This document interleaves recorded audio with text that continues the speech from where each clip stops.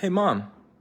I was talking to a friend of mine whose parents are drawing up their wills, and they said they were doing it in a way that they would only get their money if they graduated college. Is that a real thing in the law? It is. Those are called conditional bequests, or we create incentive trusts. And what people will often do, that graduating college or getting a master's degree, staying in school is a huge one. Others are people want their family members to stay within the family faith, marry within the family faith. There are also conditions sometimes attached to vulnerable family members, that they stay clean and sober, they keep a job, that they attend counseling, things like that. So it's absolutely possible that you can create these conditions and incentives. But the bigger question is, James, who will police the behavior?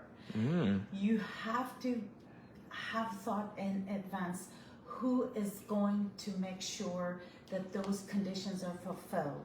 So oftentimes my clients will name a brother or a sister, but you have to take into consideration that you might now create tension between them, or you could even create disharmony and destroy the relationship.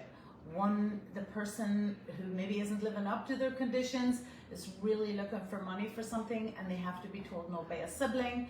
The relationship breaks down, or the sibling just gives in and gives them their money because that is easier. You do have the option of a professional trustee, but that is much more expensive.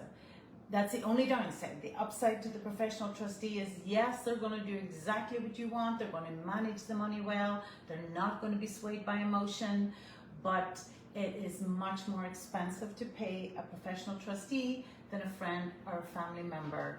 So the answer to your question is yes, but there are deeper considerations, and you have to do what we call the benefit burden analysis when you want one of those conditions in your estate plan. Wow, I better go study.